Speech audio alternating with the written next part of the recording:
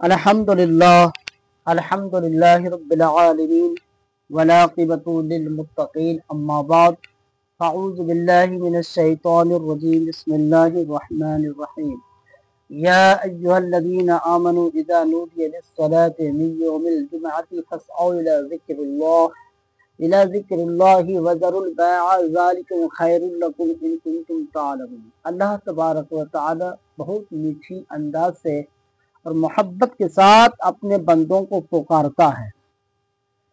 जब जुमा के दिन अगर आप कारोबार करते हैं, बिजनेस करते हैं, याद रखें आप उस बिजनेस को, कारोबार को छोड़कर अल्लाह की तरफ आ जाएं। अल्लाह पक्का परफान है।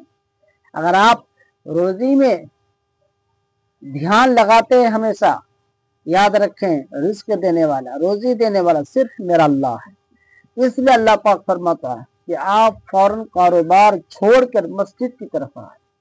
जब जुमा के दिन जब अजान की आवाज आए तो फौरन आप मस्जिद में तशरीफ लाए। याद रखें मस्जिद में आने की बहुत बड़ी फजीलत है। अगर सबसे पहले अगर आप जाते हैं तो आपको ज्यादा सवाब मिलेगा, बहुत ज्यादा सवाब मिलेगा आपको। जो इंसान पहले सफे में आगे जो बैठता है अल्लाह पाक उसको ज्यादा नेकी अता फरमाता है, या अल्लाह पाक का वादा। और नबी करीम सल्लल्लाहु अलैहि वसल्लम का भी फरमान है, जो इंसान जो पहले सफे में आके बैठता है उसको ज्यादा सवाब मिलता है। नमाज पढ़ने का जो मकाम, जो फजीलत है वो अलग है। अगर आप पहले सफे में आके बैठते हैं तो उसकी सवाब अलग है, आपको ज्यादा सवाब मिलेगा। आप देखें नबी करीम सल्लल्लाहु अलैहि वसल्लम की बारगाह में कोई सहाबी आए, सहाबी आके अर्ज करते या रसूल अल्लाह सल्लल्लाहु अलैहि वसल्लम, जो इंसान सबसे पहले मस्जिद आता है तो उसको क्या, उसको अजर मिलता है, क्या सवाब मिलती है उसकी? नबी करीम सल्लल्लाहु अलैहि वसल्लम ने फरमाया कि जो शख्स जो पहले आता है सफे में उसको एक गाय का सवाब मिलता है, यानी एक जो एक कुर्बानी का जो गाय का जो सवाब होता है वो एक गाय का सवाब उसको मिलता है। दूसरा, जो दूसरे सफे में जो आते हैं, जो दूसरे सफे में जो आते हैं तो उसको एक बकरी का सवाब मिलता है अल्लाह पाक की तरफ से, यानी एक बकरी का जो कुर्बानी का जो सवाब मिलता है उसका एक सवाब मिलेगा आपको। तीसरे में कहा गया है कि एक मुर्गी जो नियाज होता है, मुर्गी का गोश्त का सवाब आपको मिलेगा। चौथा, एक मुर्गी के अंडे के बराबर का सवाब मिलेगा। ये नबी करीम सल्लल्लाहु अलैहि वसल्लम फरमान है। अगर आप मुर्गी के अंडे के बराबर अगर आप नेकी कमाना चाहते हैं या गाय के बराबर आप नेकी कमाना चाहते हैं तो यह आए। सबसे ज्यादा अगर आप नेकी कमाना चाहते हैं तो पहले सफे में आए।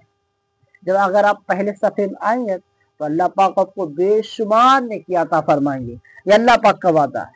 और जो बंदा अल्लाह की बारगाह में जो आता है उनका गुनाह माफ कर दिया जाता है, ये अल्लाह पाक का वादा है। बिलखुसूस आप जुमा के दिन आए और अपने जिस्म को सफाई करें, अपने जिस्म को कपड़े नया पहने, कपड़े खुशबू अतर सुरमा लगाए, नाखून तराशे, ये नबी करीम सल्लल्लाहु अलैहि वसल्लम का सुन्नत मुबारक है। और जब आप जुमा की नमाज में जब हाजिर हुए, याद रखें ऐसे बहुत सारे ऐसे लोग हैं कि जुमा की नमाज पढ़ते हैं और शैतान की तरह निकलते हैं। जुमा की नमाज पूरी मुकम्मल तौर से अदा करें, जो सुन्नतें जुमा की नमाज में दे दी गई है उसको पूरा करें। मत के खाली जुमा की 2 फर्ज वाजिब नमाज हम पढ़ लिए फौरन निकल गए, ऐसा ना करें। अगर आप जुमा की नमाज पढ़ते हैं तो पूरी पढ़िए। अल्लाह पाक नमाज में कोई ज्यादा टाइम नहीं दिया, बस ज्यादा से ज्यादा 15 मिनट या 20 मिनट या आधा घंटा। अल्लाह पाक आपके लिए पूरे 12 घंटा का दिन बनाया है, 12 घंटा का दिन। अब 12 घंटे में आप आधा घंटा अगर टाइम नहीं निकालेंगे अल्लाह की बारगाह में तो ऐसी जिंदगी पर लानत है। पूरी नमाज पढ़े। बहुत सारे ऐसे लोग हैं जुमा की नमाज में जब सलाम फिरने के बाद फौरन दुआ होने के बाद इस तरह से निकलते हैं, लगता है शैतान निकल रहे हैं। ऐसा ना करें। अल्लाह पाक की बारगाह में आप आए तो झोली अपना फैलाए, अपने दामन को फैलाए, अपने चादर को फैलाए और अल्लाह पाक से भीख मांगे। अल्लाह पाक भीख देने वाला मेरा रब है। अल्लाह पाक से भीख मांगे। अल्लाह पाक की बारगाह में जितने बार आप भीख मांगेंगे उतनी इनायत कर दिया जाएगा। लेकिन आप क्या करते हैं, फौरन आप ख्याल करते हैं कि फौरन नमाज हुई फौरन निकले, फटाफट नमाज खत्म होती है फौरन निकले, ये ख्याल करते हैं ना। लेकिन अल्लाह की बारगाह में आप आए तो भीख मांगे और रोने की कोशिश करें। एक बात मैं आपको बता दूं, अगर जुमा के दिन अब मस्जिद में इमाम के पीछे अगर एक पल, एक चंद आंसू, एक आंसू का कतरा भी अगर आपके आंखों से निकल गया रहा है याद खुदा में, गम खुदा में, तो याद रखे वो आंसू का कतरा जहन्नम के अजाबों पर भारी पड़ेगा। अब ऐसे अगर आप जहन्नम की अजाब इतनी बड़ी है, इतनी बड़ी आग है, इतनी बड़ी आग है, अगर आप 7 समुद्र का पानी में अगर डाल दिया जाएगा उस जहन्नम की आग में, तो भी वो जहन्नम की आग बुझने वाला नहीं।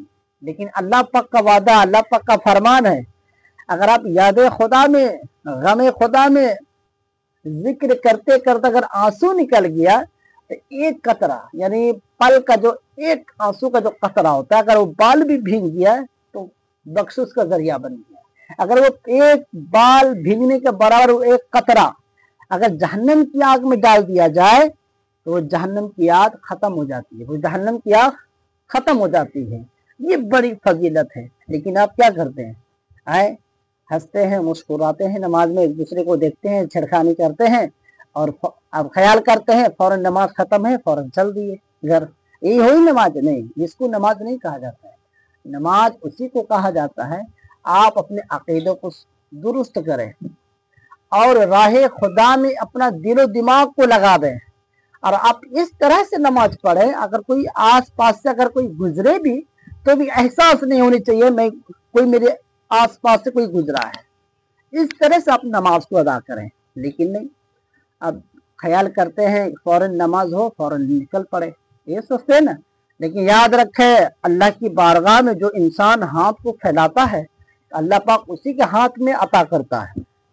आपका दिल और दिमाग और कल्ब अगर पाक है, दुआ रब से अगर मांगने का अगर आपका दिल साफ है, तो उसी को अता कर दिया जाएगा।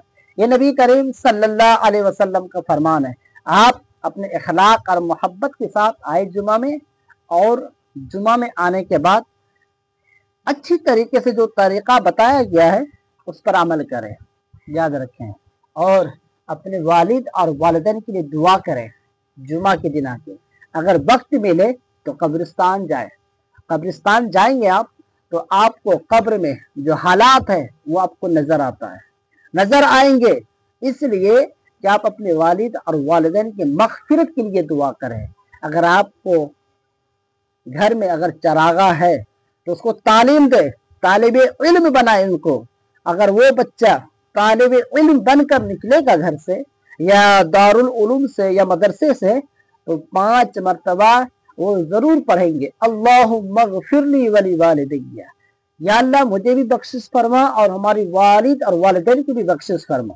अगर इस तरह से अगर रोजाना वो पढ़ता है वो बच्चा, याद रखे आपकी भी बख्शिश का गुनाह का जरिया माफ होगा, याद रहे। इसलिए अपने बच्चों को तालिब इल्म यानी मेहमान रसूल उसको जरूर बनाए, अल्लाह का दोस्त बनाए, कुरान और हदीस पढ़ने वाला उसको बनाए उस बच्चे को, तभी तो आपका जन्नत में जाने का जरिया बनेगा। लेकिन आप जब उसको नहीं बनाएंगे तो जन्नत में कैसे जाएंगे। इसलिए अपने बच्चों को तालीम दें, कुरान और हदीस की तालीम दें। हाँ, मैं ये कहता हूँ अगर आप दुनियावी तालीम भी दें, को मना नहीं है, लेकिन सबसे ज्यादा अगर आप तालीम दें तो आखिरत की तालीम दें।